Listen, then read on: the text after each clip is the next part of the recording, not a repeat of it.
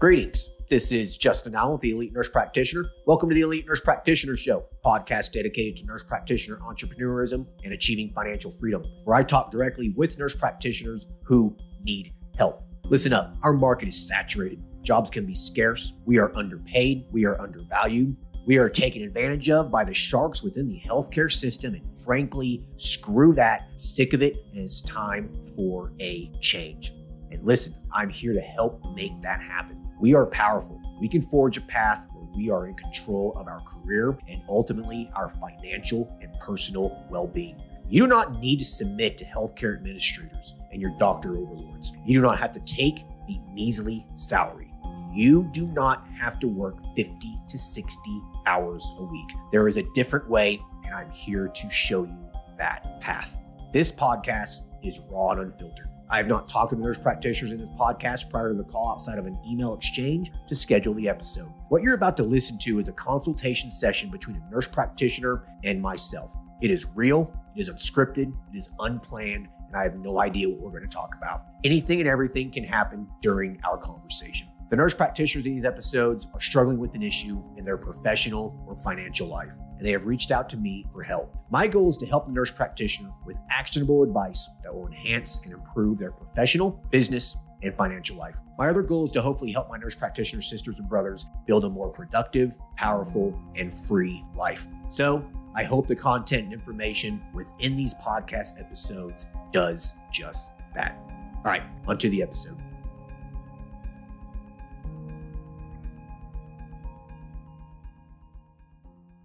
Hello, everyone. Today, we'll be talking to Tammy and Becky, who are both family nurse practitioners. Tammy and Becky partnered and started their own practice about 4.5 years ago as a side gig. Just in the last 6 to 9 months, they have dove into their practice full time. They are offering weight loss, hormone replacement therapy, sexual wellness, peptides, and general wellness services. They're needing assistance growing their business as they are entering new territory. Hey, guys, how are you? Great. Thank you. Yeah, thanks for hopping on here. So, this sounds like a pretty interesting story here. So you guys started basically this wellness practice 4.5 years ago, just as kind of a side gig while you guys were working. And just in the last 9 months, you guys dove into this full time. So I guess bring us up to speed, whoever wants to start first.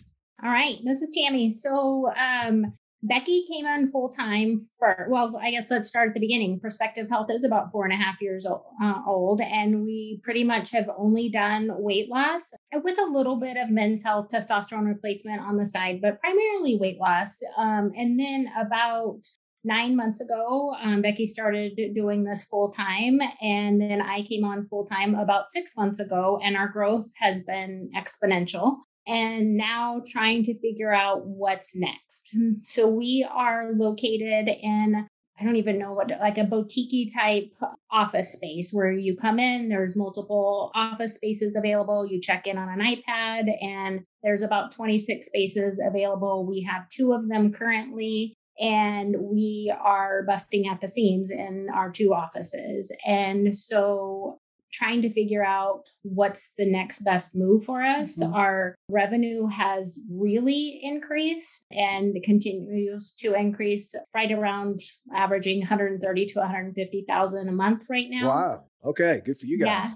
Yeah. When you compare that to February of last year, it was about 5,000. When we were full time. Okay. All right. Wait. I want to know. Okay.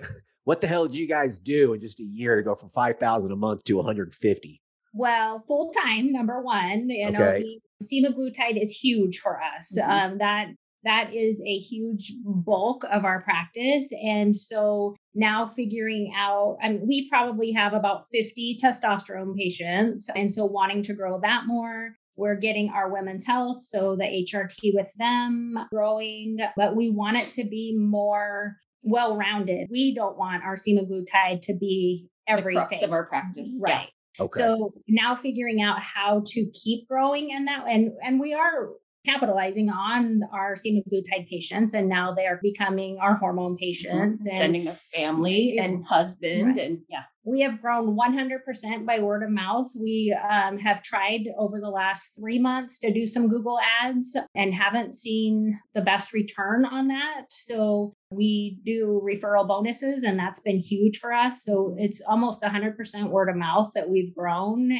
So now we're at the situation where we can pick up extra office space here, hopefully in the next couple of months. But is that the best move? Or should we be looking at a bigger office space because we have so many other ways that we're wanting to grow? One other thing too, Justin, that I wanted to throw in, we actually have a nutritionist. This is Becky, right? Becky. Yes, I'm sorry. This is Becky. Okay. All right. So in doing all of this, we have a nutritionist that we've added to the practice as well that's doing consultations. And we have a macros coach or life macros coach that we want to bring on as well. So in finding office space, that's also a consideration. The concern for me and Tammy is we have the bulk of our practice is telehealth. So questionable, get more brick and mortar when we're just talking about, expanding our telehealth practice. Yeah. Okay. So quite a few things here. So let's back up a little bit. So this is very, very smart. This is a good strategic decision. So yeah, having all your eggs in one basket is never a good thing for anything in life, right? So, you guys jumping from, semaglutide and trying to diversify here is a smart move because you never want your eggs in one basket. Like who knows what could happen with semaglutide? Who knows what could happen with the prescribing of it? You just don't know, right? what if some God unforeseen side effect comes about and they have to pull it off the market, right? So you don't want everything tied to just one thing. So first off, I just want to clap my hands. That's a smart move. So with that said, let me just get a little background here. I guess what percentage of your practice right now is strictly just, semaglutide? What would you guess? I'd say 75%. That's what I was going to say. Yeah. Okay. So then over the last, few months, you said you've been trying to transition more people into hormone replacement therapy and that kind of a thing. Is that another 25%? Is that fairly new, sending people over to other services and stuff? Or is that just kind of how it's always been? Does that make sense? It's both. It's people transitioning from weight loss into, when we're seeing our weight loss patients, we're looking at lab work, and in lab work, we're talking to them about hormones. Me and Tammy's background is in women's health over the past 6 years. And so it's an easy transition for us to talk hormones. Most of the time, we can convert patients from weight loss over to hormones. But when it comes to other services like men's health, it's very rare that we see a patient that comes in just for testosterone. Right. Gotcha. Yeah. Complementary services, right? Most people who are interested in weight loss are also interested in hormone replacement therapy and vice versa. Mm-hmm. Absolutely. Yeah. Okay. So then I guess from a growth strategy here, what have you guys been thinking about in terms of trying to get more other business, so to speak? Okay. So a couple things. When we first set up the practice, we did branding and logos for Perspective Health as a whole. We also did it for Perspective for Men and Perspective Nutrition. And we have right now only been operating under the Perspective Health name logo. One of the things that I have a question mark around is I really want to grow our men's health practice, but I feel like if we start using our men's health branding and advertising and or marketing towards men specifically, we might see a better draw that way rather than bringing them in from the weight loss side. So that's one of our questions. Is it worth it or worth the effort to really drive separating out just by name only Perspective for Men? I think that you guys should do both, obviously. If you're going to have patients who are coming in for weight loss and whatnot, if you can get them on testosterone, if they have low testosterone, then, you definitely should, Absolutely. Right? Yeah, for sure. But, I've said this before. I think that it's a good idea to market under different DBA names, different brands. Mm-hmm. If someone's looking for men's health, they might not necessarily want to go to a clinic who focusing on weight loss for it. They want to go to a clinic that focuses on men's health, right? So, yeah. So I think that from a branding standpoint, just mostly just it's a marketing thing. And I think that you should advertise, Perspective Men's Health, for example. Yeah. I think that's a good idea. And I think that you should just give it a try and see what happens. Okay. So Tammy does pellets already. I have been getting licensed. I'm licensed in 9 states right now. One of the things that I'm working on is, and one of the things that we've been talking about is more expanding our sexual wellness practice as a telehealth only. So I guess there's not a question in there, just telling you that's also what we've been up to. I have weight loss patients in other states. I really don't push advertising for all of that, but that's an idea too, that we could start really, marketing out to other states. No, for sure. Let me get some more background here then. So what percentage of patients do you guys have that are from your area versus telemedicine from other states or, different areas in your state? It's probably a handful of patients that I have in other states, and that's not much. I got you. So you guys have really been able to grow this more locally. Yeah. Right. Yeah.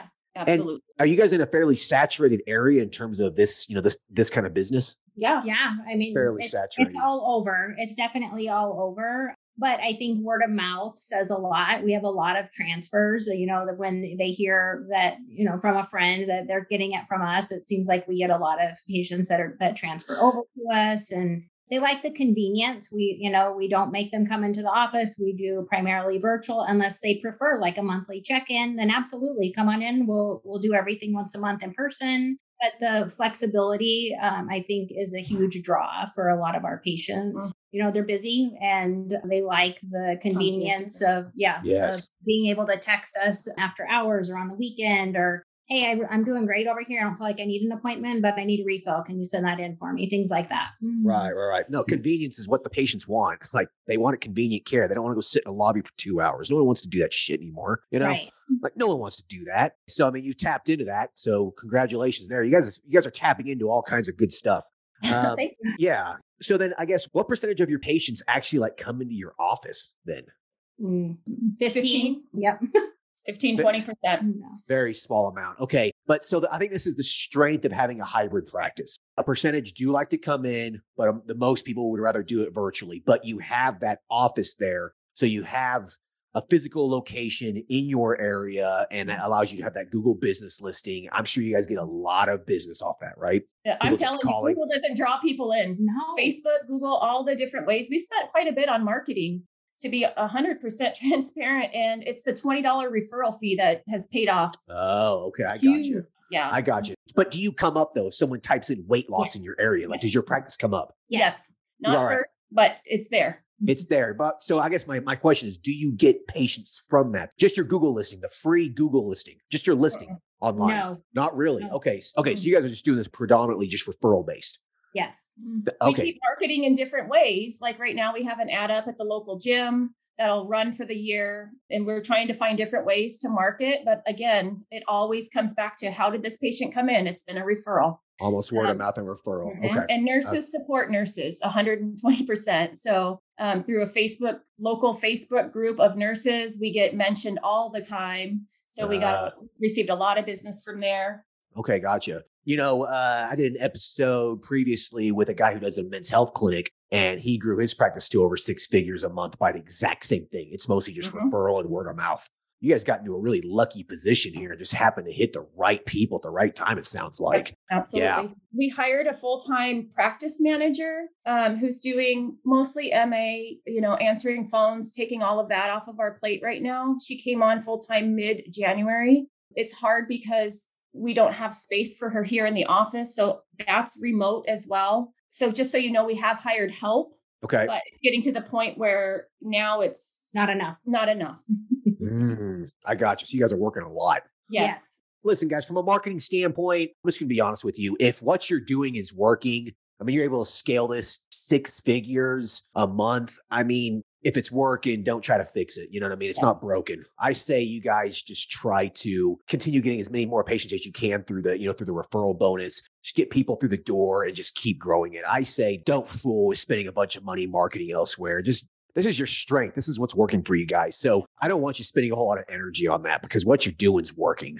As far as growing, we're trying to figure out, do we want more space? And so one question I had for you was IV infusions and injections. That's definitely something that we plan to add, which if we just got one more additional space here, we could add that. I feel like in this area, mobile IVs are huge. And so do you feel like you're seeing a transition between needing a huge space for IVs versus mobile? I don't want to get into a bigger office with a lot of space thinking that the demand is there for in-person IVs, where I'm feeling like we might see 1 or 2 patients who are here for other things. And they're like, oh no, it's convenient. Let me go ahead and just get an IV or an injection or whatever it is. Or do you feel like more people are going mobile and that investing in space for IVs would be a good or a bad idea? Okay. So how big's your space now? You guys said you have 2 boutique suites to put together? They're 120 square feet apiece. And so we could add in another office or 2. and have that primarily, have just like massage chairs and do some IVs. I think we would both love to see that be the men's office, to where that's where we see all the men's branding. But if we decide to go that we want a bigger space, is it worth it for the IV side of it? I gotcha. Yes and no. Well, I mean, you guys are doing this at 240 square feet right now, 220 square feet. Yep. How much is this a month? Yeah. 1,200 a space. Yeah. Oh, wow. That's pretty pricey. Do you guys get a lot of patients from just walking traffic there? No, but the convenience of where we're at, and when we needed to find the office space, this just worked because we didn't have the ability to hire a front office person. So we found this space, and in fairness, it's right in between both of our houses and really convenient for patients if they come in for whatever reason. I got you. So, for you guys to grow this, I'm kind of thinking you're probably gonna have to have an office space, something a little bit bigger here. You guys are making so much money. The smart thing to do is to reinvest it back into your business. So it's something that is sustainable long-term. I'm going to get to your question about IV. I'm just kind of going off a little tangent. Yeah. My medical cannabis clinic, I knew it wasn't sustainable long-term. Like, I just knew this isn't something I can turn into $1 million business, right? Because it's just people coming in for a card. I issue them a card. They pay me $50, whatever. And that's it. I don't see them again for a year, right? So it's something that's really, really hard to scale, something really, really hard to grow. And I knew this. I'm not joking you. I spent every single dollar I made from my medical cannabis clinic, and I invested it into my men's health practice. I invested it into the lead nurse practitioner. I invested it into some real estate. I didn't spend a dollar on that on myself. I invested it all because I saw the writing on the wall. You guys don't necessarily see the writing on the wall, but you're heavily invested in this semaglutide thing. So you guys do know that from a sustainability perspective, it's probably a good idea to diversify and maybe spend some of the money to grow your business, right? Absolutely.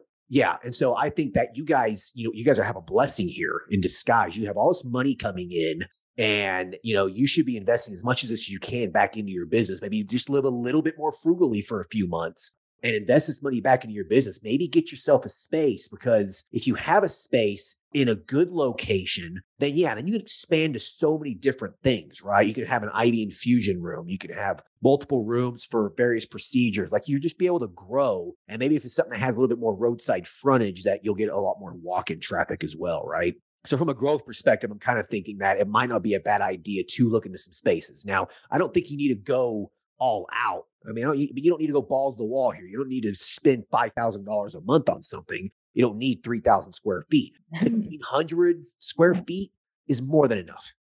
Okay. So I'm thinking that if you guys want to grow, I really think that you need to be looking at some spaces. And I don't want you taking enormous risk here, because right now you guys are spending $2,400 a month, which is pretty expensive for just a couple hundred square feet. Mm-hmm. Have you guys looked around at other commercial real estate in your area? What's the going rate for stuff? Well, that's part of what led us to you, is because we've been looking, do we want to lease something else? Do we want to purchase? Which we kind of decided purchase, we're too early in the game for that. It's not something we want to do.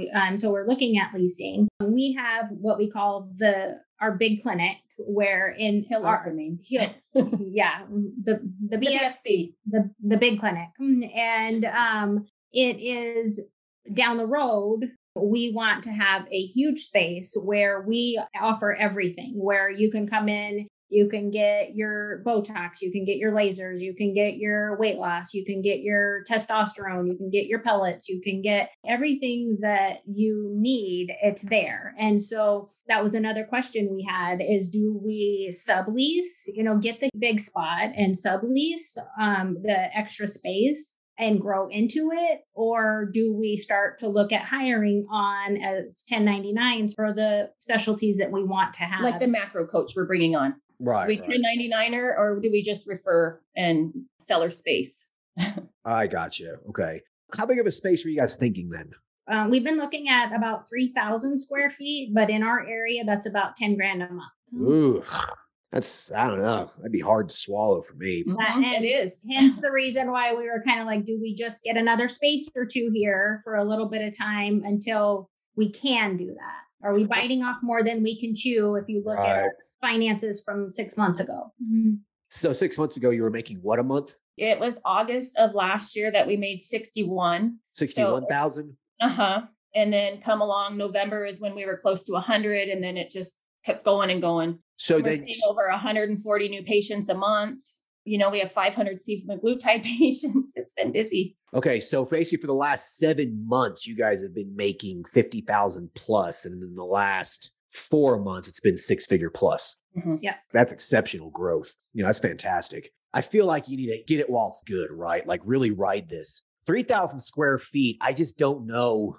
I don't know if it's necessary. I mean, you guys are already spending $2,400 a month, right? What can you get for $5,000 a month in your area? We haven't looked yet. So that'll be the next call after this is the realtor. Yeah. And scale it back a little bit. Yeah. 3,000 square feet today. So we'll scale that back. Yeah. I don't know if 3,000 square feet's necessary. I mean, I'll be honest. Listen, the majority of your patients are already telemed, right? So you don't need anything crazy here. I mean, you're not going to have hundreds of patients walking through your door every day. Like if you had a macro coach or nutritional coach and that kind of thing, I mean, they could do that stuff. It could be a phone call, right? They don't have to see those people in person. So I just don't know if you need that big of a space. I mean, 3,000 square feet is a big space. That's a lot. I have a feeling that half is just going to sit there. You won't even use it. I think in that if you guys want to do this right with less risk, I think something in the 1,500 square feet range is more than enough because an IV room, you only need 4 chairs. Okay. You don't need to have 6, 8. You don't need to have this huge room. Okay. 4 chairs is all you need. That can be put into just a medium sized room. Right. So you don't really need to do that. Going back to the question about mobile versus, in-person IV, I think both of them have utility. I think if you do mobile, you need to charge for that. You need to charge a premium for that. The problem with mobile IV is that it's very laborsome and your income is restricted by the inability to see, lots of patients at one time. Mobile, you're only seeing one patient at a time. That's going to take an hour when you factor in driving and everything, right? That's one patient an hour. That's not that much. So if you have a room and you're doing 4 patients an hour, well, you just quadrupled your income, right? Right. Yes. So keep that in mind. I think mobile as a option is a good idea, but I definitely think you should do the in-person infusion as well because it can just increase your volume. Okay. When we brought our nutritionist on, she's a 1099 employee for us. And how we have it set up right now is we allow her to set her pricing and we charge $25 more. So for every visit that she has, we get $25 of the charge of that visit. When we're bringing in our macros coach, she has plans already set up for her current patients so much a month. And I didn't know if it's the best idea that we're with our nutritionist doing the $25, or is there a better idea for bringing on a nutritionist macro coach like that? How necessary are these people? I'll be honest, because we're seeing so many semaglutide patients, there really is a huge draw to talk specifically about nutrition. And that's time consuming. And when, a lot of our patients are 60 years old and over, honestly. And so we're making real lifestyle changes. This isn't about just getting into a size 5. This is people with, comorbidities that we're trying to help with. And so I feel like in offering nutrition, that's validated our practice a little more, that we have PCPs and stuff referring because of that. So it's necessary. I feel like. Yeah. Legitimate. Yeah. It makes us a little more legitimate. Right. Thank you. Exactly. By the way. Yeah. You're not a semaglutide pill mill is what you're saying. That's correct. Right. Okay. That's good then. Then I say go for it. I mean, you're delegating work to others, right? And so that's a growth strategy. That's going to help you grow. It's going to help you focus on more of the income generating activities that you guys are good at, which is the prescriptions, right? I mean, then getting people through the door. Like that's what you guys do. Then the nutritional coach, macro coach, then can really help them dial in their diet and that sort of a thing. So, I think I would just pay them a 1099 flat rate, either per patient, but you got to make sure you're generating some income yourself from that, right? Correct. Right. So I would just keep it simple. I think I would just do a contractor based thing and they kind of just set their own schedule and stuff. Okay. Yeah. Do you have a generic contract or anything that we could look at? Yeah. Just shoot me an email after this. I'll send you a great little 1099 contract I got.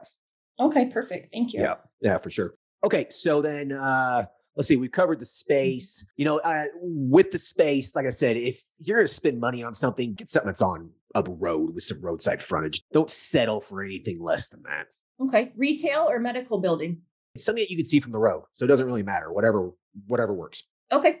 Yeah. What about bringing on another provider? Because I can see that Oh, yeah. Need for that soon so that we can continue to focus on growth and making sure that everything is being done. Recommendations for obviously 1099, but finding the right fit and making sure, I don't know, that's the scary part is when you put your heart and soul into something and then providers can make or break things for you. So finding the right fit and making sure that it is the right fit, That's been the challenge for me and Tammy, because we've worked together for over 10 years, other jobs and coming into this. So we've worked together very well growing this practice. So bringing on another nurse practitioner, I think right now we've been like, oh, let's dole out some work to the office manager and let's taking that off our plate. Okay, now we're taking bookkeeping off our plate. So now we have more time. We've taken marketing off our plate.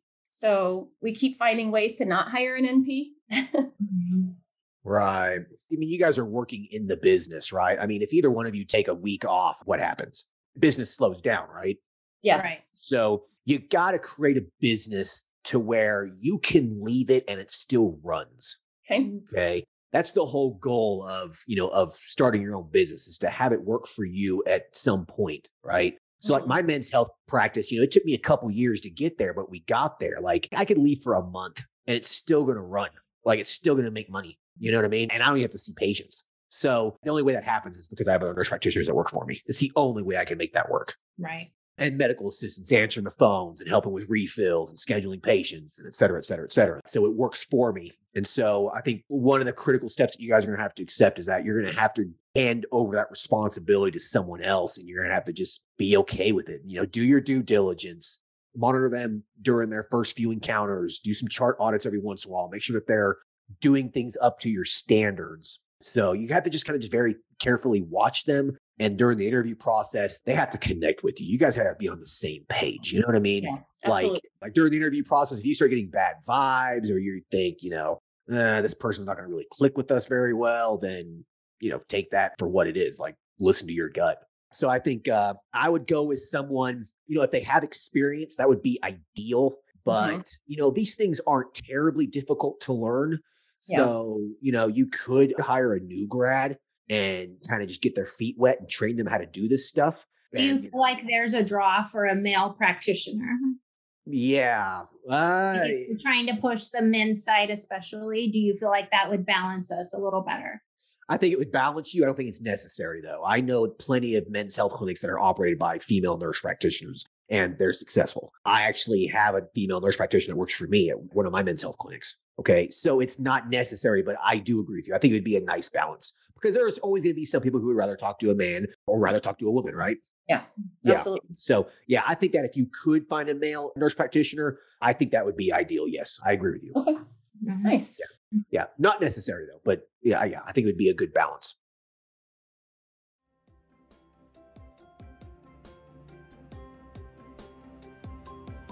All right. I hope everyone's enjoying the episode so far. I just wanted to take a quick break to thank everyone listening and also give a big thank you to all of my social media followers and email subscribers. If you haven't done so yet, please subscribe to our email list at www.elitenp.com and make sure to follow us on Facebook, Instagram, and LinkedIn.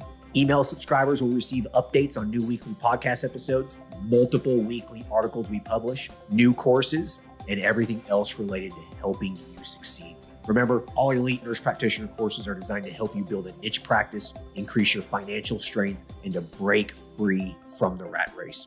If I can break free and that other countless nurse practitioners can break free, then so can you. Additionally, please share this podcast with your other nurse practitioner sisters and brothers out there. The more NPs that venture out on their own, the stronger our profession will become. Now, let's get back to the episode.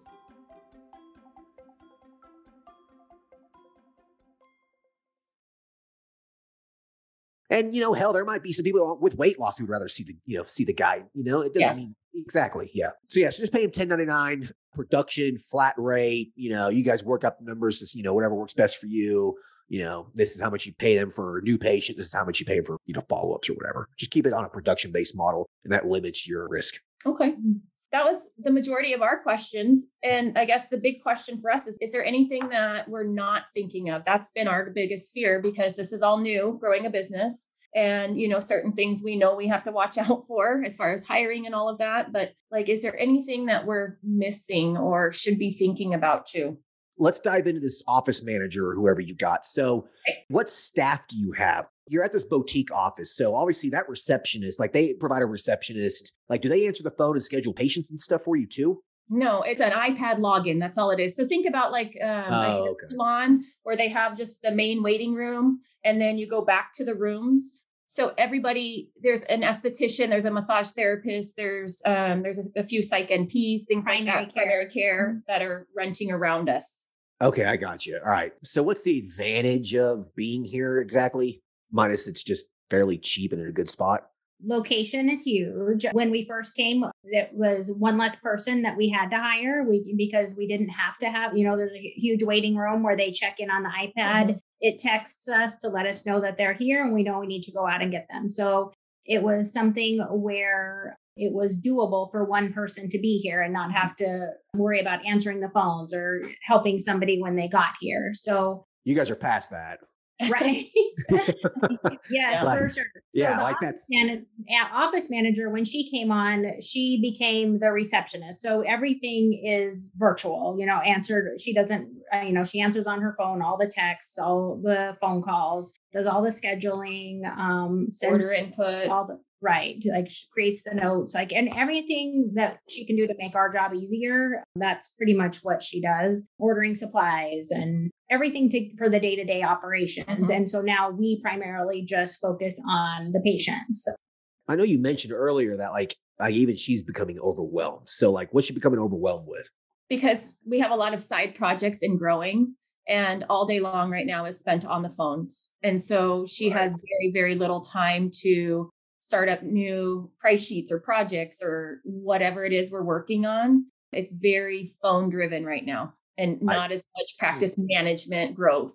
I got you. So she's spending a lot of her time on just this very busy bullshit, work. Yeah, I got you. Okay. That's a growing pain, right? I mean, I've been there. I've experienced that. You guys have too, Lots of it. Lots of it. Yeah. Oh, yeah. So I think that if she's a practice manager and she can help you grow, then I think you need to utilize her skills to the fullest. I mean, answering phones that's receptionist work, right? So I think that maybe another step that I would take if I was you guys is maybe just hire more of like a medical assistant, receptionist kind of person, just to take that load off of hers. I mean, sure, she can still do some of that, operational stuff on the front end there. But yeah, I think that if you want to grow, she's going to be there to help you grow. Right. So I think that should be another priority for you guys. I think you need to find another receptionist. I think that's going to be critically important. And I think that this person needs to be okay with being in person for the move that's going to, hopefully happen. Okay. So, kind of keep that in mind. When you have an office space, that person needs to be there 5 days a week, up front, nice smile, welcoming people, that kind of thing. So you're going to have someone there all the time. You're going to eventually need a nurse to help with the IV infusions and that. Exactly. If you could preferably have someone that maybe you could do Botox as well, and you guys just act as the medical director for them, even better, like try to utilize. Now you know where the BFC comes from, because we keep thinking of all these things we could have. Yeah. We're like, bring them all in. Yeah. Yeah. But I don't think you need 3,000 square feet though. Okay. Like, I think you can do that at 1,500 square feet because so many of your patients are telemed. There's not a whole lot of traffic coming through, right? But you have the space to do more of the procedural in-person stuff. Okay. And hopefully, like I said, on the side of a road where you can put a sign out there and you get a lot of walk-in traffic then. Okay. Keep that in mind. Another growth thing that you guys might want to think about is saving as much of this money as you possibly can. So, when you're making that kind of money, and I'm assuming your guys' margins are probably pretty good. We make a decent, you say $100 a patient, right? Yeah, you're probably making more minimum. Than that. I'm sure your guys' margins are probably 50-60%. That's typically what most of these kind of clinics are, especially when, as lean as your guys's. I'll be honest though, Justin, and I don't mean to interrupt. We've really struggled with pricing for our hormone clinic. And part of that was bringing in patients for free consultations initially because we were growing, the hormone side of things. But it's getting people on a plan and really feeling like we're making money for the amount of time that's put into hormone patients. So we recently kind of revamped things. We need to rewrite it up and get that up and rolling. But our hormone side of things really hasn't brought in much. I'll say women's hormones. Women's hormones. Thank you. Men's are fine. Like I feel like we have that good. The testosterone clinic. The testosterone's golden. But for women's hormones, it's a lot of work for, we're not seeing the good return yet on the women's hormones for as much time as they take. Yes. How much time are you spending then? I would say, well, so we hadn't been drawing labs initially. So they would come in for a consult, then we would draw them and bring them back. So that is a new process change. So now they will have Always everything have. done. Yeah, we learned that from you. We learned that from you.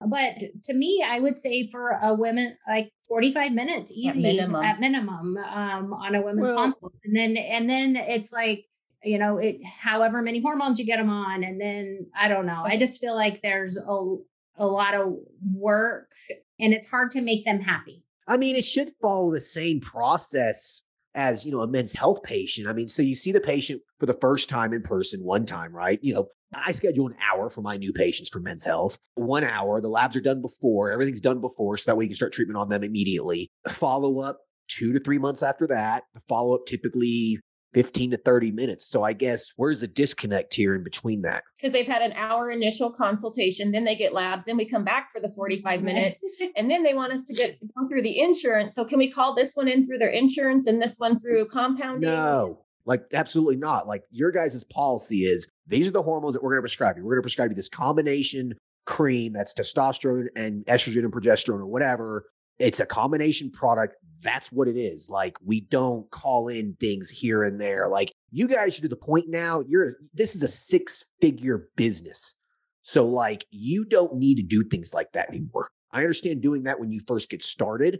You know what I mean? Just to generate some money, generate some revenue. Like, so, you know, you bend over backwards for these people to do this stuff. But like when you get to a point like this is your policy. Like, no, like it's this or nothing. We're not calling in progesterone over here in Walgreens so you can save yourself $10. No, like this is it. Like this is the subscription-based plan. You know, it's $140 a month. It includes the visits, it includes the medication. That's it. We're not going to negotiate on that. Like that's the price. Okay. Yeah. And I think that, I mean, talking to you, it all makes sense. But when we've done women's health for the last 6 months or 6 years, and now patients are coming to us and they've been getting their prescriptions sent into the pharmacy by us for the last 6 years through their insurance, you know, it's a hard, for men, it was a no-brainer. It was fine for us. Yep. Here's your plan. It's $195 a month. This is what you get. And it was easy, but for the women, it's definitely been hard for us. And it probably is because of it's the patients that are following us and who at it a certain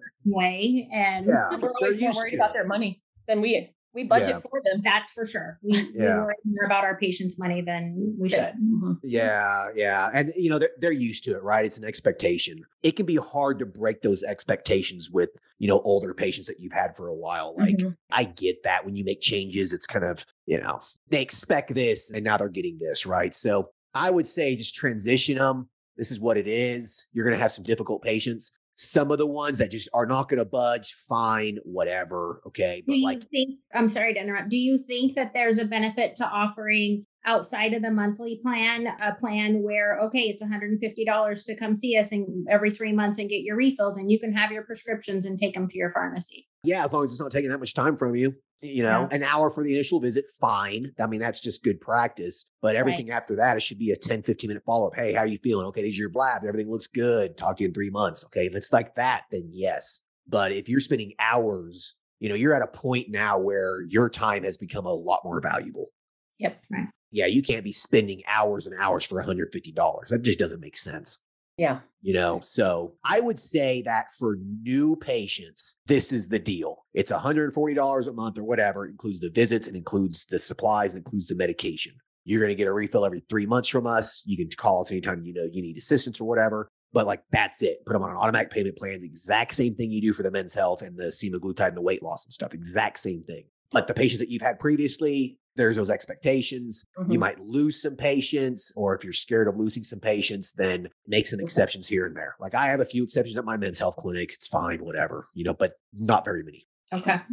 Sorry, you were saying about saving money and I interrupted you. Yeah, no problem. Well, I mean, do you have any other questions about that? I mean, the women's health should still be profitable for you guys. Okay. Is it better to charge the pharmacy and we make the money by paying the pharmacy or having them pick it up from the pharmacy, do you think? You mean like a retail pharmacy or 100 and pay for it? No, I wouldn't. I mean, if they're going to use their insurance, just allow them to use the insurance at Walgreens or whatever it is. Oh, no, I'm sorry. I meant for those patients that we have on the plan. For the compounding pharmacies. Mm-hmm. Oh, okay, gotcha. Yeah, so you charge $150 a month, and then you pay for the medication with the compounding pharmacy, and then you ship it to them. Right. Same thing with Men's Health. Exact same thing. The exact same model. Yeah. Okay. But yeah, in terms of saving your money, I think that you guys have. I'm assuming your margins are like probably 50-60%. You're probably making really good money. It can be tempting to start spending that money. Living a little bit more extravagantly, that kind of a thing. So you're not. Okay, perfect. All right. Yeah, okay, good. Just a warning, like you can get that shiny object syndrome. You can get that living above your means really, really fast when when you start making some good money. So my recommendation is to have about 6 months of practice expenses in the bank. Okay. Have them there. You never touch that money. You act like you don't have that money. Okay. You just put it into a separate account and it just sits there. It provides a awesome buffer to your business. It mitigates your risk. You know what I mean? It makes you more redundant. It makes you more powerful, basically. Like you have that back. It's just like a personal emergency fund, right? So you want to have that with your business. You're making the money. There's no reason why you can't have that. So you have that sitting there in an account, and then have that there. It's sitting there, decreases your risk. And then anything else that you're starting to make, after you guys pay yourself to live off of and, live a decent life, whatever, everything else just needs to be invested right back in this business. And that's going to be hiring staff, hiring another nurse practitioner, getting yourself another physical location, doing those kinds of things that will help you propel this business from $100,000 a month to $200,000 a month to $300,000 a month, and so forth and so forth. The only way that's going to happen is if you keep investing that money back in your business and purchasing things, spending money on marketing, and doing the things that grow a business. So just get into that mindset like right now, because if you don't, the practice will plateau and you'll just kind of be stagnant. But I mean, hey, being stagnant $100,000 a month is a good place to be. But if you want more though, then I suggest that, you start getting that habit of just reinvesting back into it. And I think having an office space and maybe another staff member is probably the next step for you guys. Perfect. We've done it all based on what you have told us. We didn't pay ourselves until I think Becky, probably last May was the first time she collected really anything. And then October for me. So we followed everything that you've done, and we're very grateful for you. Yes. Thank you. No, you guys are welcome. I'm glad you're actually following the advice. Like if you follow the advice, it should work. Right. And no debt is huge. To be able to do it and not have any debt is huge. I applaud you. You have $1 million business here and no debt. Not a whole lot of people can say that. But you guys worked your ass off the last 4 years. True. Yeah, we have.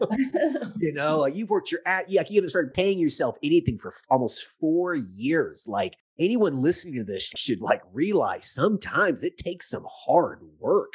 It should pay off. Well, and I think for anybody that's on the fence to just take the plunge, for us, it was always the security of that paycheck coming in. And it wasn't until it was kind of forced to where we were both in situations where we were going to have to sign. It was a large corporation who came in and bought them out. And we were going to have to sign these horrible no competes. And we're like, okay, this is the sign. We have to do this. And so it was a nice push, but outside of that, I would have had a really hard time taking the plunge. And so it was great for us. It's worked out. But for anybody that's on the side, that's like, I just can't do it. You can do it.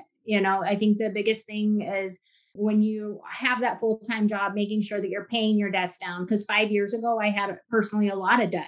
And if I wouldn't have paid those down, I wouldn't have had the luxury of being able to do this. And so getting rid of those personal debts is huge so that then you really can focus on growing and not being stuck in the day-to-day. Yeah. And we said the only thing that they were offering us with the contract was a cap on our salary. So whatever, they were offering us, we're like, nope. That just limits how much we can make. We can keep going with our own and continue to grow and make our own money. Yeah. So they were going to this non-compete, these horrible terms, it was going to force you to close your baby down.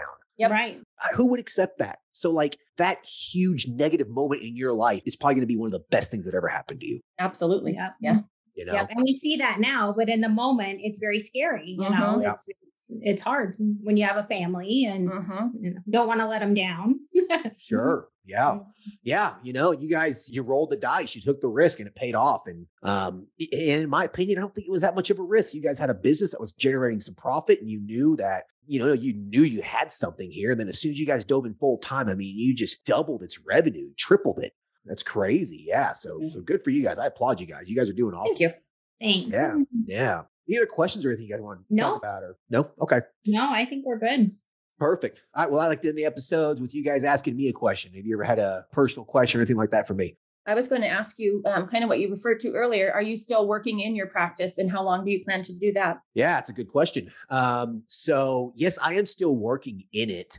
I still do medical cannabis evaluations 1 day a week. I just like doing it. Like, I don't know. I just like doing it. Like, I don't have an office anymore. I do them out of a dispensary. So like I go to the dispensary, they know me. I've kind of become friends with all the bud keepers and like I buy them lunch and, it's just kind of a fun thing, make $1,000 or whatever. And then, so I still do that 1 day a week. And then my men's health clinic, I basically just do 1 day a week. I only do it from like 11 o'clock to 3. So like I do it for like 4 or 5 hours and that's it. Patient care a week, I would say 10 to 12 hours a week, maybe. Okay. Like that's it. Yeah. So my businesses are pretty much working for me at this point. So yeah, I don't really work in them that much. I'll be honest with you. I focus more on the elite nurse practitioner than anything else now. Yeah. So, yeah. No, good question. Thank you. Cool. Awesome. All right. Well, listen, I appreciate you guys' time. If you guys want to do a follow-up 6 to 12 months from now, I would love to do a follow-up, kind of hear where you guys are at. Did you get your office? How are you growing? That sort of a thing. And and then shoot me an email too after this and I'll send you guys that contract. Thank you so much, Justin. You guys are welcome. You guys take care. You too. Bye-bye. Bye. All right. I hope everyone enjoyed the episode with Tammy and Becky. Great episode. They're killing it. That just shows the power of going in full time. Once you have something that's kind of proven, they started this off part-time, guys. Like they followed the elite nurse practitioner model to the T. A low overhead practice, starting at part-time, maintaining a part-time job, paying off your debts, avoiding debt, okay? This model works, all right? They followed it. They had this part-time kind of wellness practice for almost 4 years. 4 years, guys. 4 years. It's a long time. And then a negative event happened in their life. Some big corporate conglomerate comes in, buys the practice, and they're forcing all these crazy terms, all this kind of stuff on them. And they said, screw this. I'm not closing my business down. I'm just going to quit. I'm going to focus full time on my business. That negative event was the best thing that ever happened to them. The best thing ever. Sometimes it takes something like that to push you forward, okay? To take you to the next level. And it paid off for them. I mean, we're talking about, what did they say, $5,000 a month to over $100,000 in a little over a year. That's crazy, okay? That just goes to show the power of going in full time once you have an established practice and the power of being focused. So this was a great episode. I hope you guys enjoyed it, and I'll talk to you guys later. Thanks. Bye. Thank you for listening to the show. Quick legal disclaimer. The content of this podcast is meant for informational and entertainment purposes only and should not be used as legal, financial, medical, regulatory, or practice-specific advice. For information pertaining to your specific legal, financial, medical, or practice-specific needs, please be sure to consult with your lawyer, CPA, medical director, and or your state's practice laws and the most up-to-date clinical guidelines. As always, do your due diligence when it comes to any information found online and in podcasts. The content in this podcast is copyrighted by Galaxy Medical Southwest 2023 and cannot be duplicated, rebroadcasted, or reproduced without our written permission.